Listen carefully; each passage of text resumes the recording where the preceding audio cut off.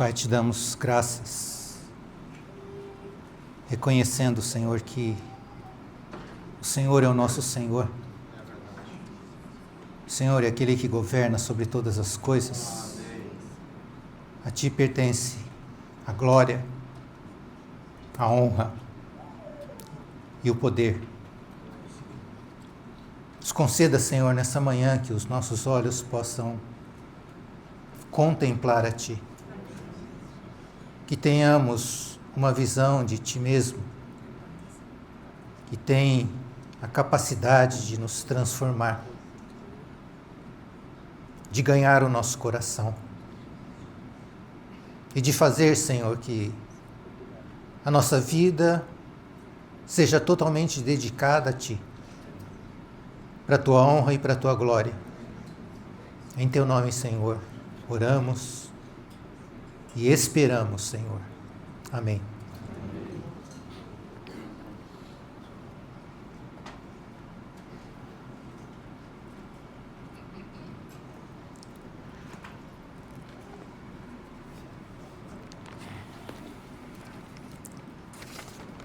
Irmãos, nessa manhã,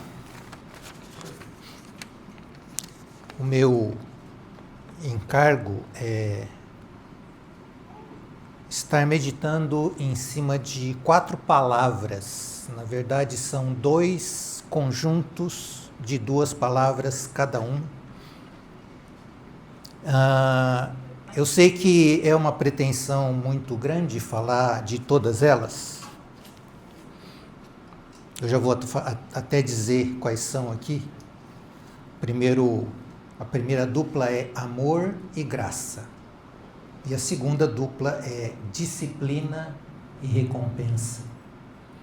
Provavelmente cada uma dessas palavras, irmãos, seria necessário uma ou mais reuniões para que a gente pudesse falar o mínimo delas, né? Mas então eu estou com a pretensão de dar uma passada bem por alto nessas 4 palavras e esperando que o Senhor nos abra uma janela para que a gente possa receber do Senhor algumas impressões e, se for a vontade do Senhor, a gente pode voltar em algumas delas que talvez necessitem de alguma compreensão ou uma percepção para o tempo que nós estamos vivendo. Então, eu vou começar com essa primeira dupla, que é amor e graça. E essa primeira dupla, eu diria que ela relaciona-se principalmente à nossa salvação, né? A nossa salvação da condenação eterna. E a gente pode também denominar essa dupla como a obra da cruz. E para os irmãos que estão lendo o livro do irmão Franck, essa palavra não é muito desconhecida, né? A gente já tem tido algumas reuniões a respeito da obra da cruz. Então, amor e graça, né? A gente pode chamar um pouquinho sobre obra da cruz. A segunda dupla, então, é disciplina e recompensa. E essa dupla de palavras, elas se relacionam principalmente à nossa santificação prática, né? Porque santos posicionalmente já somos, mas necessitamos de uma santificação que seja clara, manifesta e que seja patente e prática nas nossas vidas. E para esse segundo conjunto, nós podemos chamar então de o caminho da cruz. De novo, é uma referência já ao livro do irmão Franck, né? A obra da cruz e o caminho da cruz. Vamos então para amor e graça. E aí, falando de amor e graça, eu queria fazer aqui uma afirmação, mas totalmente baseado na palavra de Deus, dizendo que a nossa salvação, ela originou-se em Deus. A nossa salvação tem origem em Deus. E se a gente fosse lembrar lá do livro de Gênesis, capítulo 3, quando logo após Adão ter pecado, né, e os seus olhos se abrem e eles percebem que estão nus, eles fazem vestimentas, né, de folha de figueira e se escondem do Senhor. E quem é que toma a iniciativa? O nosso Deus. Adão, onde estás? E Adão vai falar: ah, Senhor, eu percebi que eu estava nu, eu tive medo e eu me escondi. Então, só por isso a gente pode dizer que a iniciativa da nossa salvação, irmãos, ela parte de Deus. Ele é que vem atrás de nós. Porque se dependesse de nós, nós estaríamos com medo e escondidos do Senhor até hoje. Depois de 6.000 anos, nós estaríamos ainda longe da presença de Deus, alheios a Ele, perdidos, como nosso irmão Abílio citou um verso nessa manhã, né? Então, a salvação nossa é uma iniciativa pensada e decidida por parte de Deus. E se a gente também quiser mais um verso, Romanos capítulo 3 vai dizer que não há quem busque a Deus. Então, mais uma vez, irmãos, somos salvos porque Deus tomou a iniciativa. E pensando no começo do Evangelho de João, vai dizer que o Verbo se fez carne e habitou entre nós. O Verbo se fez carne, o Verbo estava com Deus, mas ele vem até nós e habita no nosso meio. Todos esses versículos nos indicam e dão a nós essa segurança de que a nossa salvação é algo de Deus e Ele é que toma a iniciativa. Ele decidiu nos salvar e decidiu nos buscar. E por que Deus fez isso?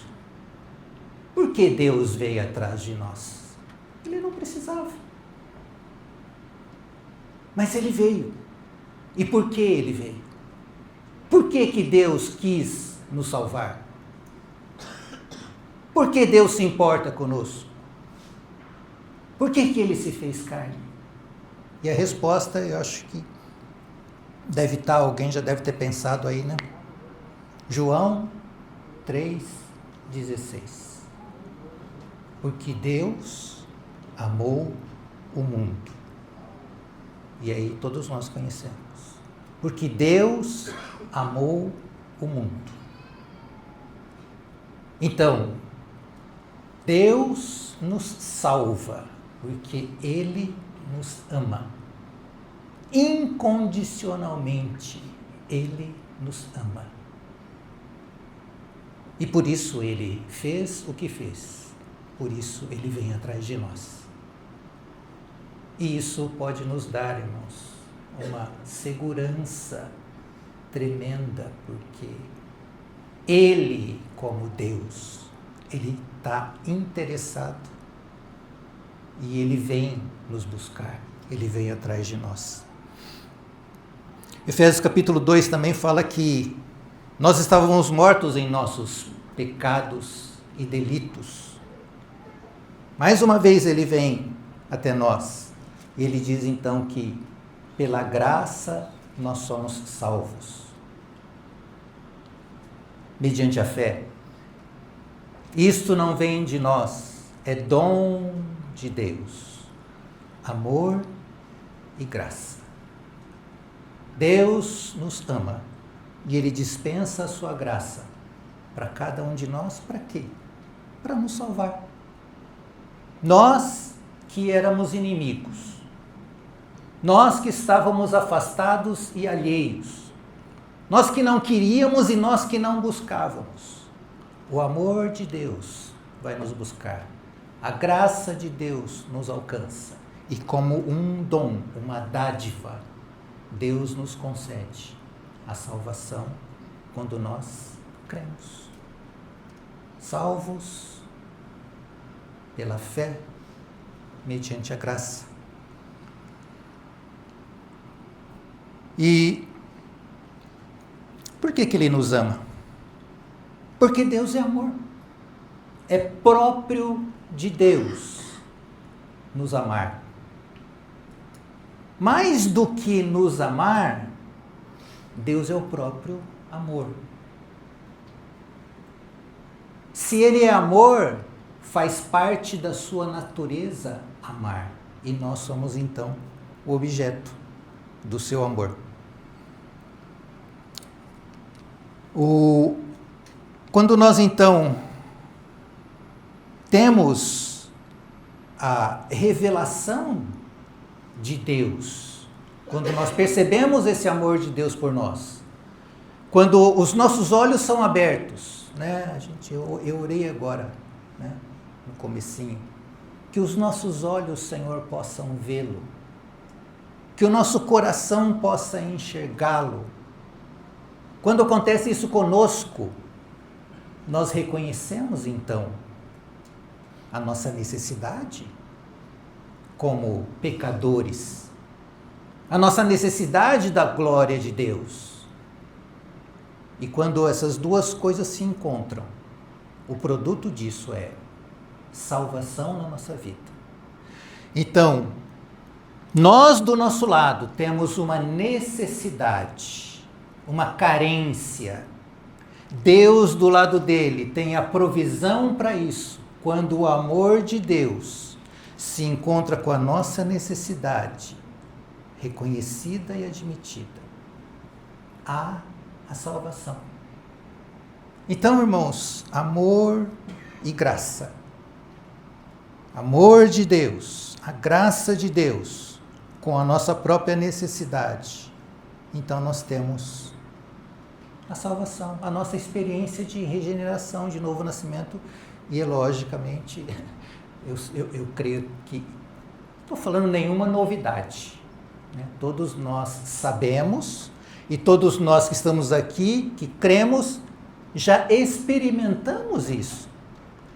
E nós então fomos regenerados, passamos da morte para a vida, nós temos agora a vida eterna, a salvação do julgamento eterno, e nós nos tornamos filhos de Deus. Graça imerecida. Graça de Deus, dada a nós, livremente, sem preço, para nós, né? Para Ele custou um alto preço. Para nós, então, é uma questão de recebermos e desfrutarmos.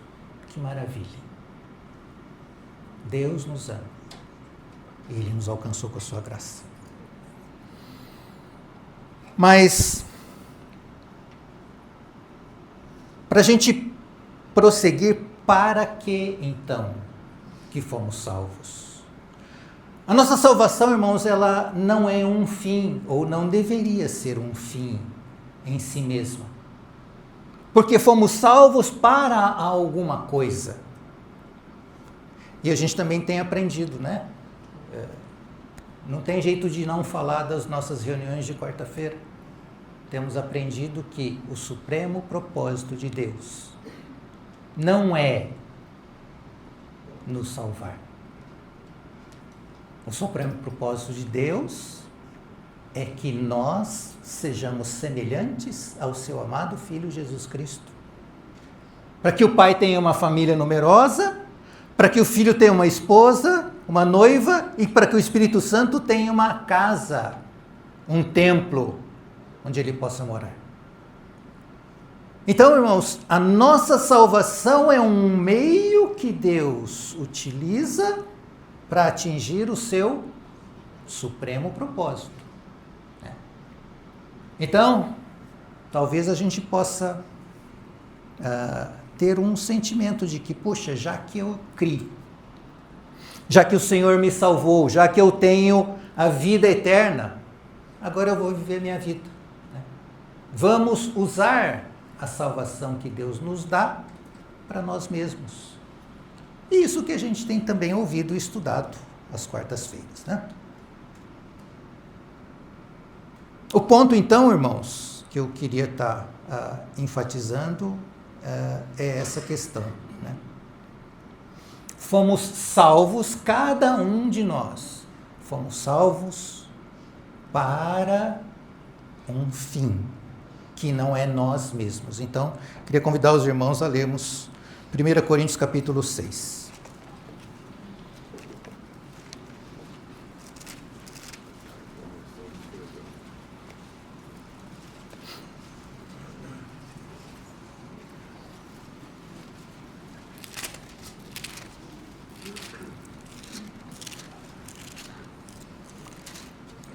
Primeira Coríntios capítulo 6, versos 19 e 20. Paulo vai nos dizer assim: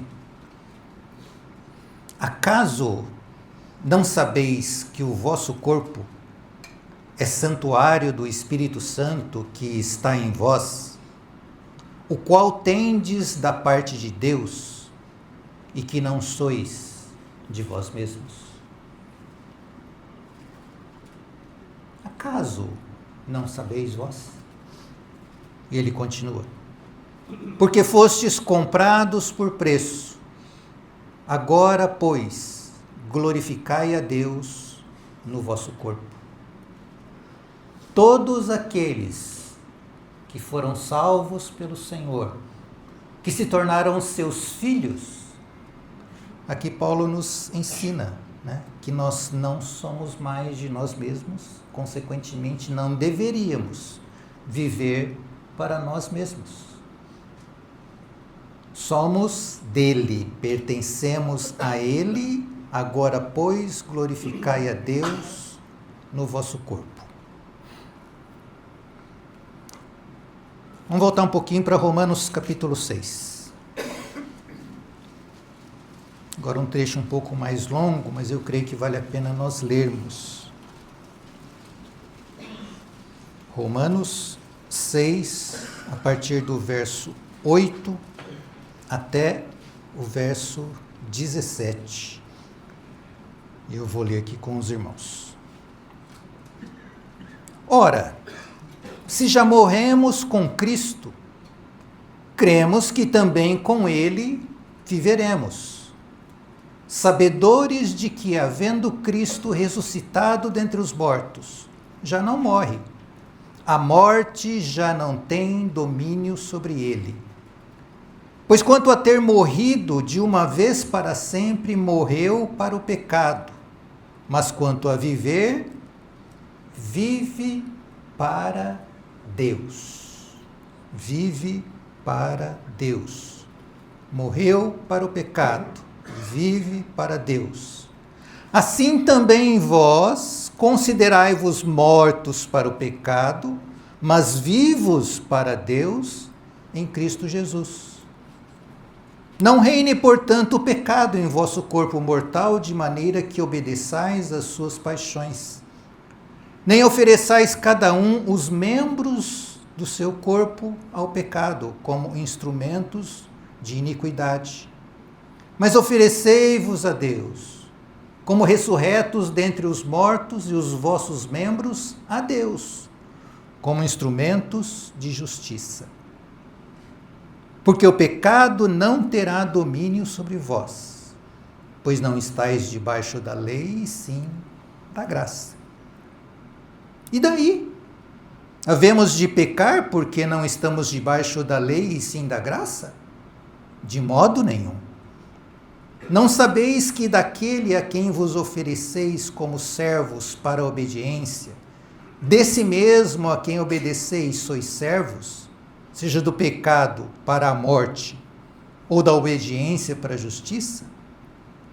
Mas graças a Deus, porque outrora, escravos do pecado, contudo viestes a obedecer de coração à forma de doutrina que aqui fostes entregues. Então, irmãos, esses dois versos, um de Coríntios e outro de Romanos, eles nos dão aquilo que Deus mais ou menos está indicando para nós. A nossa salvação, embora, e graças a Deus, ela nos beneficia, e como nos beneficia? O fim dela é para Deus. E, portanto, o Senhor nos chama a vivermos para Ele, para a sua glória, para a sua honra e para o seu louvor. Irmãos, esse é o nosso chamamento como filhos. Esse é o nosso destino, como foi falado também hoje. O nosso destino é sermos como Jesus foi entre nós na terra. E fomos salvos, então, não mais para vivermos para nós mesmos. Estou batendo nessa tecla. Porque nós sabemos disso. Mas o quanto disso é realidade na nossa vida? O quanto disso tem sido a nossa experiência diária diante do Senhor? Senhor, eu não mais pertenço a mim mesmo, mas eu pertenço a Ti. Eu quero oferecer-me a Ti. Eu sou Teu, Senhor, para que a Tua vontade se cumpra em mim e para que eu compreenda e experimente qual é a boa, perfeita e agradável vontade de Deus na nossa vida.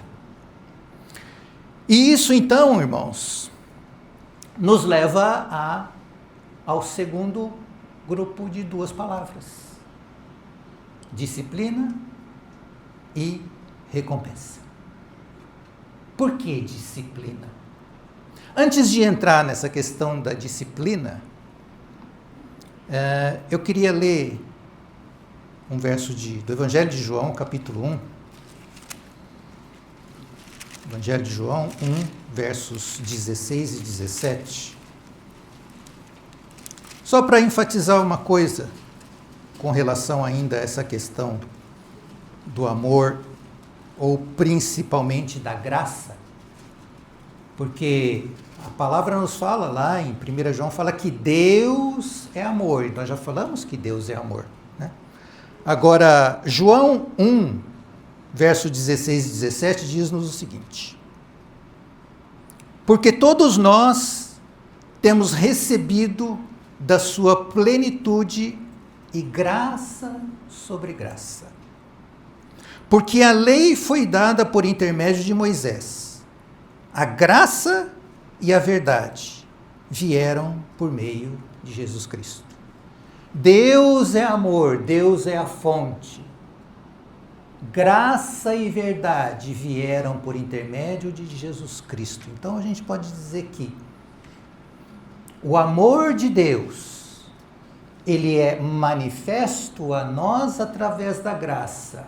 Nós percebemos o amor de Deus quando a graça nos atinge, quando a graça nos encontra na pessoa de Jesus Cristo. Quando Jesus vem a graça e vem a verdade, ou vem a realidade das coisas.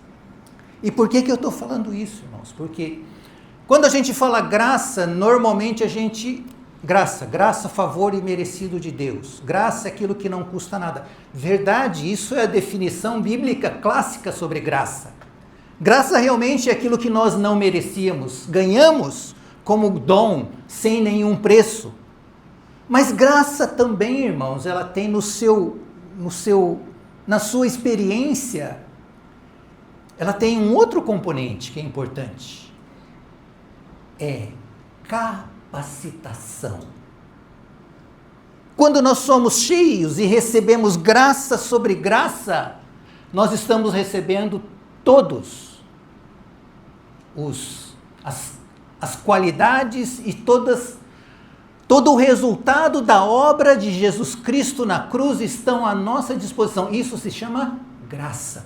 É por isso que Paulo fala: pela sua graça sou o que sou. Não somente recebi de graça, mas eu recebendo a graça, essa graça é uma graça capacitadora. É uma graça que me dá condições, é uma graça que traz a vida de Deus, que traz a realidade de Deus e nos faz ou torna possível que a nossa vida agora seja um sacrifício a Deus. Que ela possa ser oferecida diante de Deus. Não mais como pecadores, mas agora santos e purificados pelo sangue de Jesus e dedicados agora ao Senhor, para que a nossa vida seja para Ele e para a glória dEle. Irmãos, isso também é graça. E dessa forma, então, irmãos, vamos para a segunda dupla. Disciplina e recompensa. E vamos então para o livro de Hebreus, capítulo 12.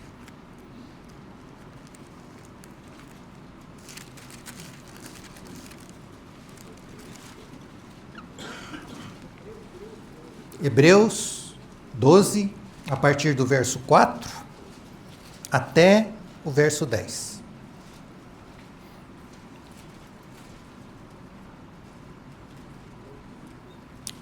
Ora, na vossa luta contra o pecado, ainda não tendes resistido até ao sangue, e estáis esquecidos da exortação que, como a filhos, discorre convosco. Filho meu, não menosprezes a correção que vem do Senhor, nem desmaies quando por Ele és reprovado. Porque o Senhor corrige a quem ama. Vou chamar a atenção novamente dessa palavrinha. O Senhor corrige a quem ama e açoita a todo filho a quem recebe. É para a disciplina que perseverais. Deus vos trata como filhos. Pois que filho há que o pai não corrige? Mas se estáis sem correção, de que todos se têm tornado participantes, logo sois bastardos e não filhos. Além disso, tínhamos os nossos pais, segundo a carne, que nos corrigiam, e os respeitávamos. Não havemos de estar em muito maior submissão ao Pai espiritual e então viveremos? Pois eles nos corrigiam por pouco tempo, segundo melhor lhes parecia. Deus, porém, nos disciplina para aproveitamento, a fim de sermos participantes da sua santidade.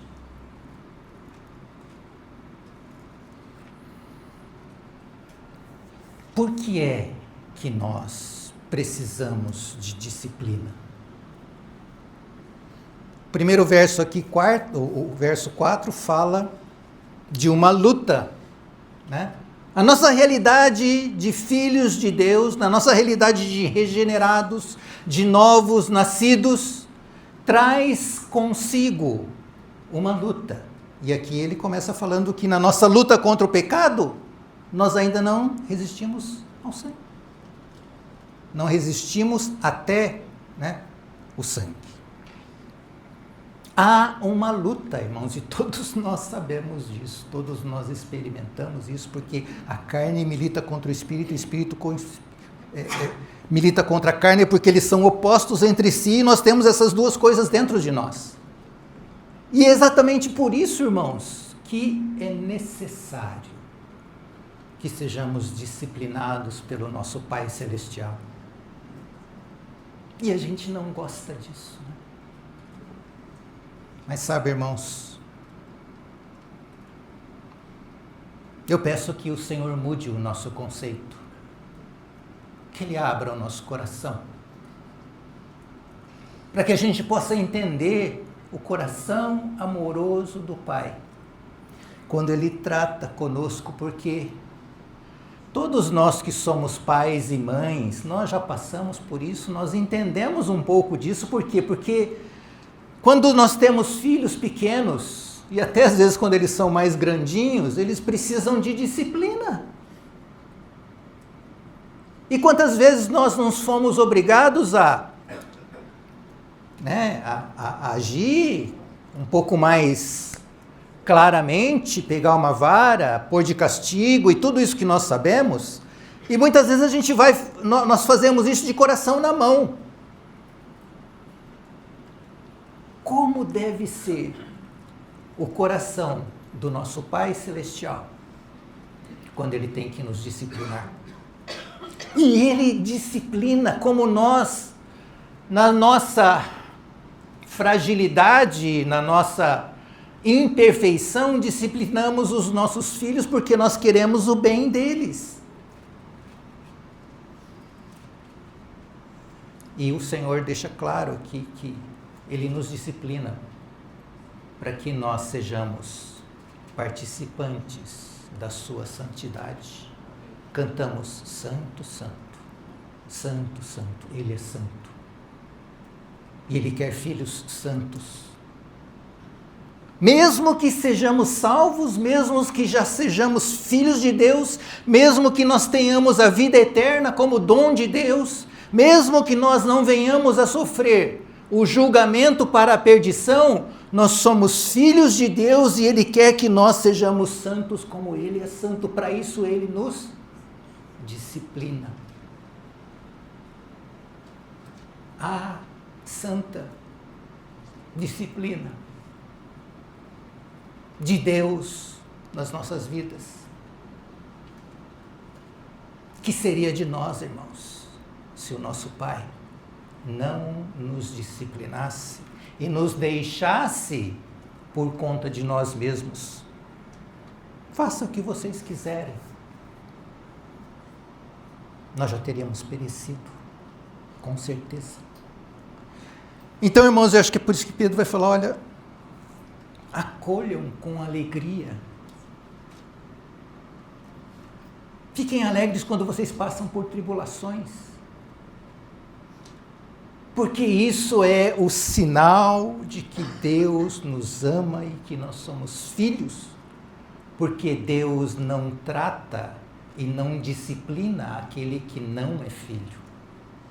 Ele não vai disciplinar as pessoas do mundo, mas Ele vai disciplinar a cada um de nós. Por quê? Porque Ele quer que nós sejamos participantes da santidade dEle. E desta forma, o propósito supremo de Deus para a vida de cada um de nós vai ser atingido e vai ser realizado na nossa vida. Então, disciplina de Deus na nossa vida tem uma razão.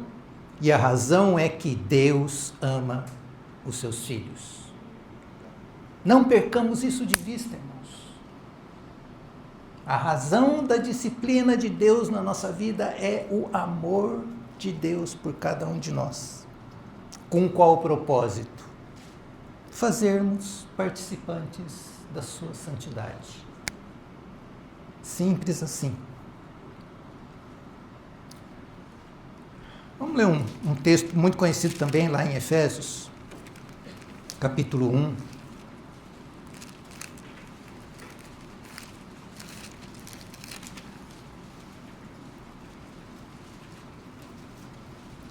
Verso 22 e 23.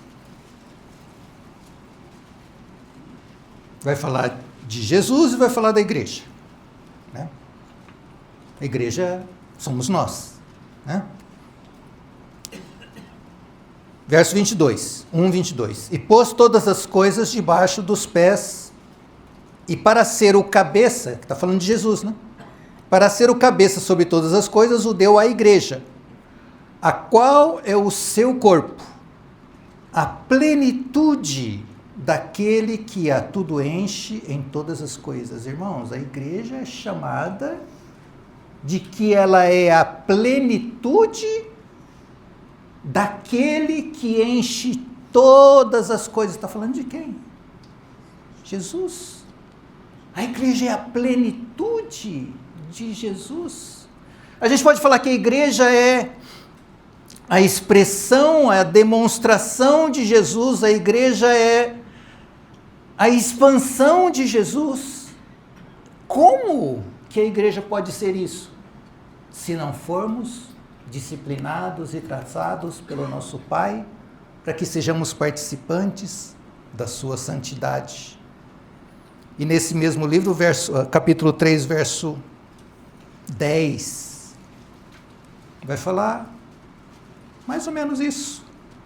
Para que, 3:10 de Efésios, para que pela igreja a multiforme sabedoria de Deus se torne conhecida agora dos principados e potestades nos lugares celestiais.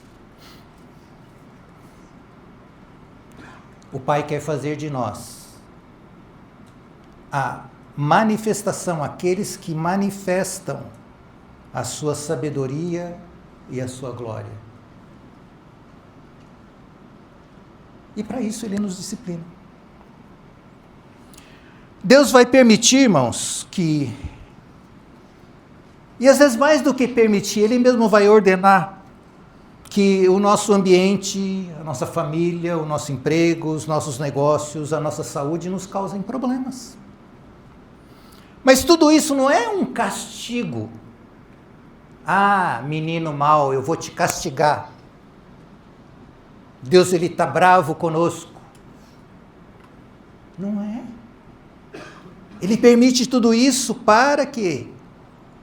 Para que nós possamos ser corrigidos, possamos ser educados, possamos ser disciplinados. Os irmãos já perceberam? Disciplina e discípulo. Tem uma semelhança, né?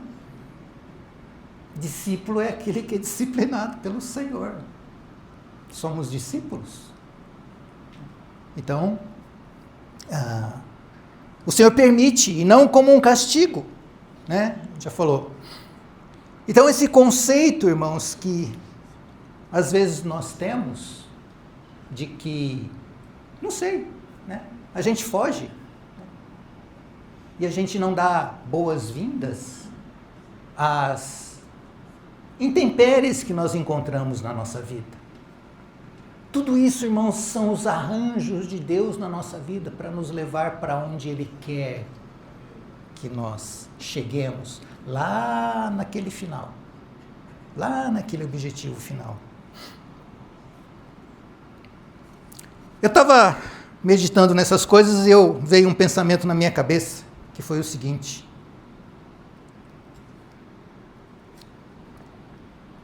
eu me perguntei, Sérgio, você está contente do jeito que você é hoje? E eu falei, não estou contente, não estou satisfeito. Com relação à santidade de Deus, tá?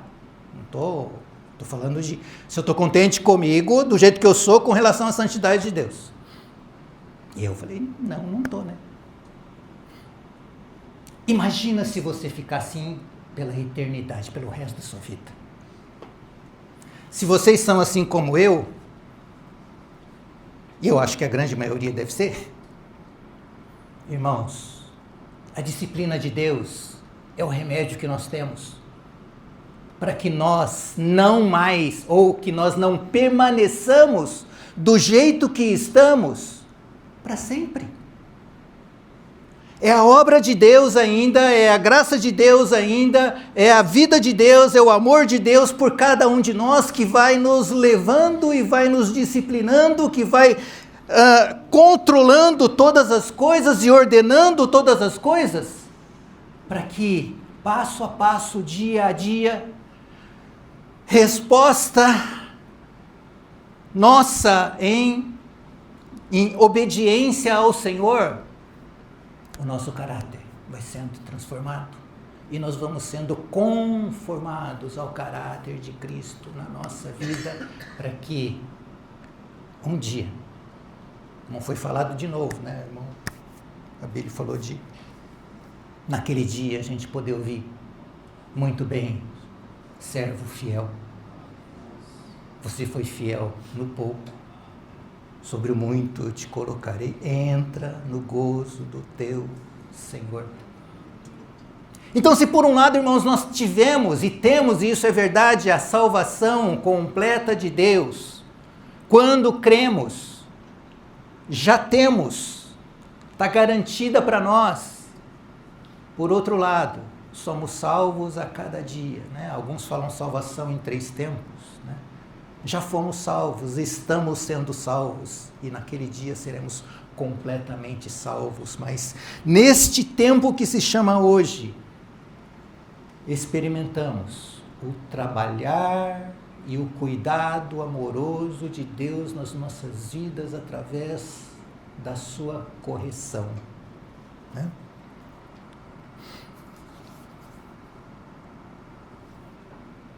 Ele não vai deixar nenhum dos seus filhos sem correção, seja hoje ou no futuro. E as dificuldades, irmãos, que enfrentamos na nossa vida, elas estão relacionadas com aquilo que somos hoje. Se somos muito mal educados, estou falando, né, de criança, né? Se o meu filho é muito levado, né, eu vou ter que agir na vida dele com mais intensidade. Então, a gente pode dizer que a disciplina é proporcional ao nosso problema, né?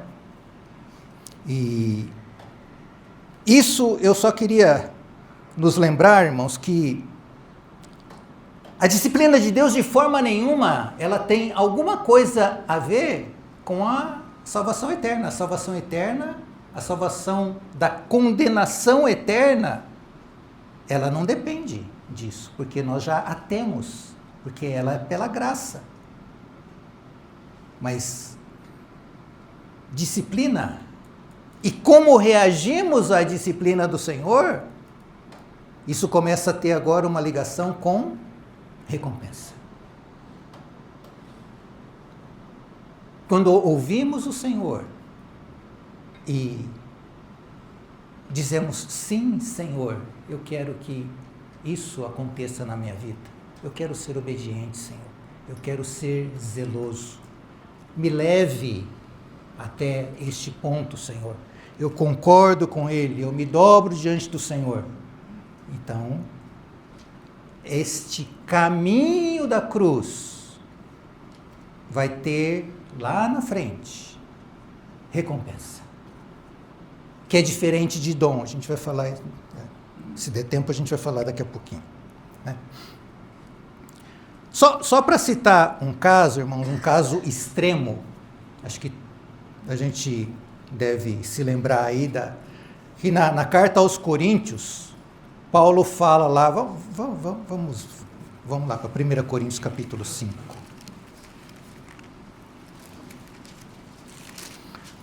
Às vezes é mais fácil ler do que falar, né?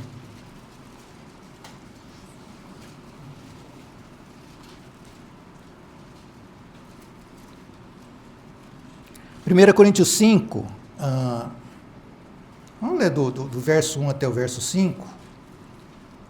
Paulo fala que geralmente se ouve que há entre vós imoralidade tal como nem mesmo entre os gentios.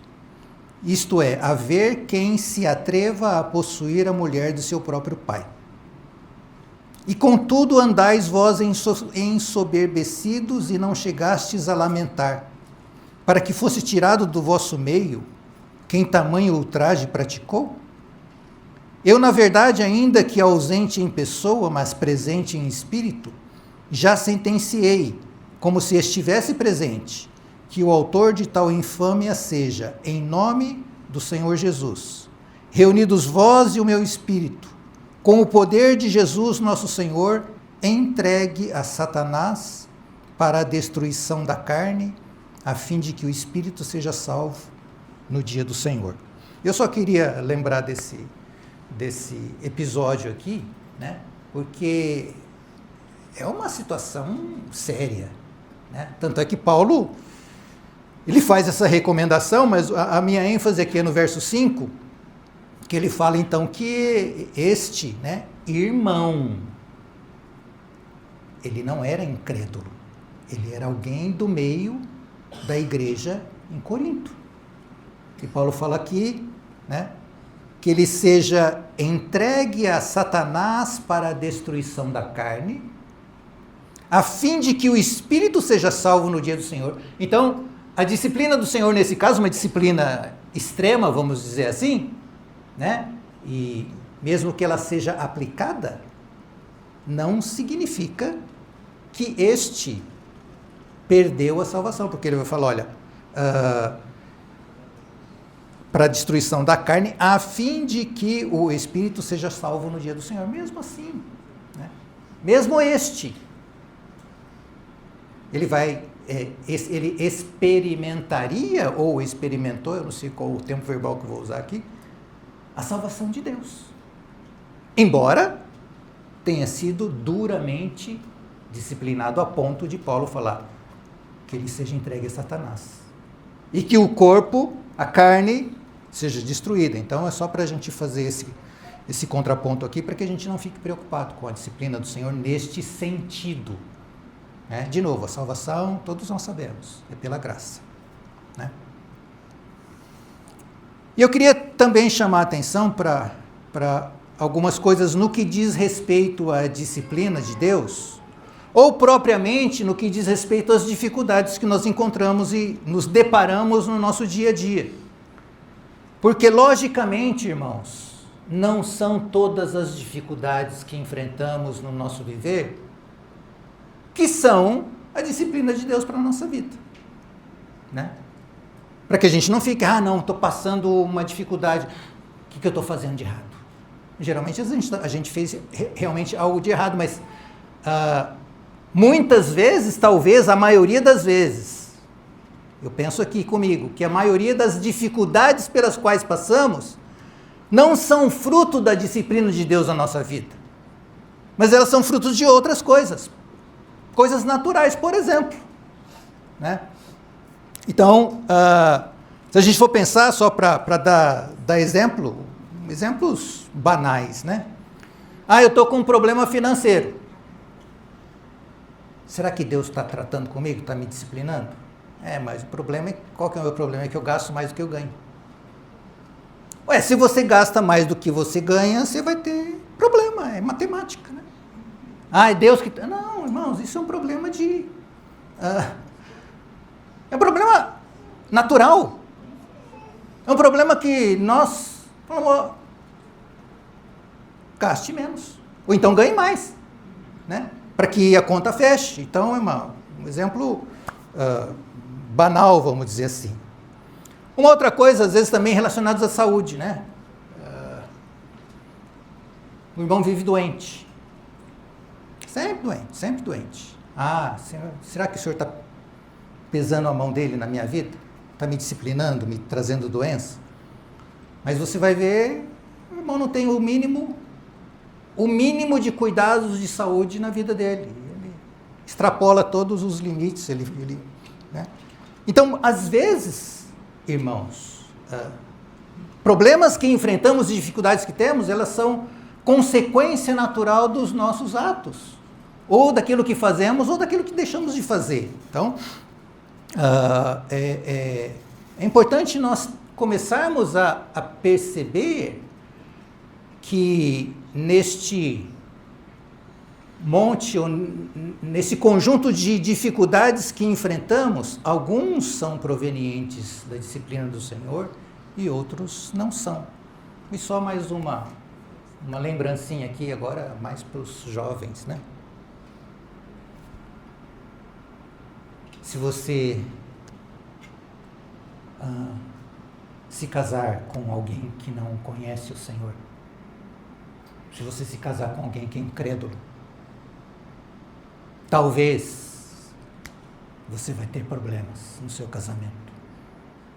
E depois lá na frente, estou enfrentando problemas matrimoniais. Né? O que eu fiz lá atrás? Então, essas coisas só que eu estou chamando a atenção. E nesse sentido, irmãos, toda vez que encontrarmos dificuldades na nossa vida, é importante que nós saibamos qual é a origem deste problema. Pelo menos 3 origens diferentes podem estar acontecendo. Uma é, como a gente tem falado, é a disciplina de Deus. E com a disciplina de Deus eu tenho que falar, Senhor, essa é a sua vontade, essa é a sua mão. E como é a sua mão, Senhor, eu recebo para a minha vida e que eu possa obedecê-la ou que eu possa resolver esses problemas. Que eu seja corrigido, que eu seja educado, que eu seja disciplinado pelas tuas mãos. Mas pode ser também, irmãos, que, como eu falei, o que eu estou experimentando agora é uma consequência natural daquilo que eu estou fazendo. Né? Ou então também mais uma possibilidade é uma opressão do inimigo de Deus nas nossas vidas. E a esta nós devemos resistir. E o grande segredo, irmãos, então, é termos discernimento, termos sabedoria da parte de Deus para diferenciar uma coisa de outra coisa, para que o objetivo final de Deus, que é fazer-nos participantes da sua santidade, aconteça na nossa vida. Então não é sofrer por sofrer, mas é sofrermos para que a vontade de Deus se cumpra na nossa vida. E aí, irmãos? Sérgio, como é que eu faço para saber isso? Sinto muito, irmãos, mas isso é comunhão com o Senhor, comunhão com os irmãos, meditação diante de Deus e experiência. Porque às vezes no começo da nossa carreira cristã, essas coisas estão muito bagunçadas. Eu não sei quando é Deus, quando é o inimigo e tal, mas à medida que caminhamos, à medida que vamos trilhando o caminho da cruz, essas coisas vão se tornando mais claras para nós. A gente começa a falar, opa, isso aqui não é o Senhor, isso aqui é o inimigo de Deus querendo me oprimir, tirar a minha paz, ele está agindo e a ele eu resisto. Em outros momentos, nós percebemos claramente que é a voz do Senhor nos chamando a atenção. E quando é a voz do Senhor, eu me submeto a ela. Né? E às vezes, quando é fruto da minha própria insensatez, que eu saiba corrigir essas coisas. Mas comunhão com o Senhor, sensibilidade ao Espírito Santo, para que essas coisas possam ser discernidas na nossa vida e nós, então, possamos ter o benefício da disciplina do Senhor. E eu vou acelerar aqui a questão da recompensa. Eu vou só dar uma passadinha de leve para a gente não avançar muito no horário. E com relação à recompensa, irmãos, da mesma maneira que a nossa salvação ela é o nosso primeiro passo nesse caminho, né? A salvação eterna, a salvação da condenação eterna, a recompensa é o último passo que a gente vai dar nesse caminho, depois de andar, de ser disciplinado, de ser tratado pelo Senhor, de ser educado pelo Senhor, de obedecer o Senhor. Lá no final, o Senhor tem uma recompensa para nós. Recompensa é diferente de dom. A salvação, para nós, é um dom de Deus, de graça, não de obras, para que ninguém se glorie. Recompensa é aquilo que nós fazemos e respondemos à graça de Deus na nossa vida, para que a graça de Deus não se torne vã na nossa vida, e que por obedecer a Ele, por sermos fiéis ao Senhor, por termos um coração de devoção ao Senhor, por servirmos a Deus, por servirmos a igreja, o Senhor terá para cada um de nós, como Ele guardou para Paulo. E eu não estou querendo aqui me colocar com Paulo, mas Paulo, no final da sua vida, ele fala: eu sei que o Senhor, reto juiz, já tem uma coroa preparada para mim, né? Mas depois dele ter andado todo o seu caminho, né?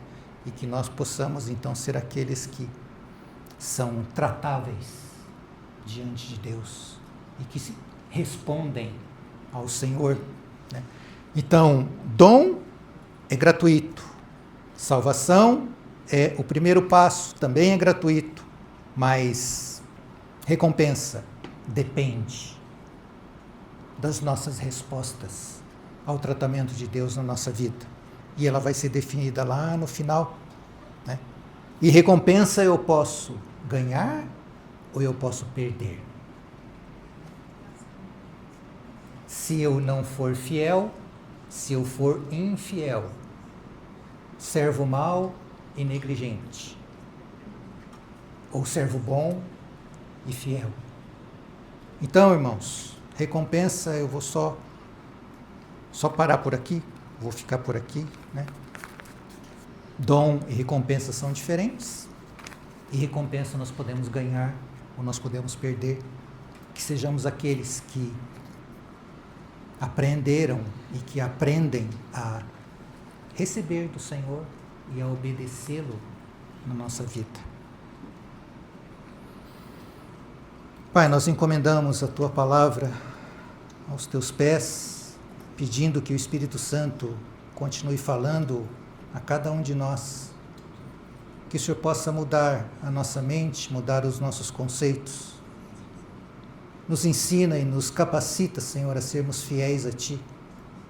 E mais uma vez, Senhor, que a Tua vontade na vida de cada um de nós possa prosperar e que o Senhor tenha em cada um de nós aqueles que cumprem ou que possibilitam que o Senhor cumpra a sua vontade, o Teu supremo propósito na nossa vida individualmente e na nossa comunidade, na nossa assembleia, coletivamente, Senhor. Nos encomendamos ao Senhor, para que o Senhor mesmo continue fazendo a Tua obra em nós. Amém.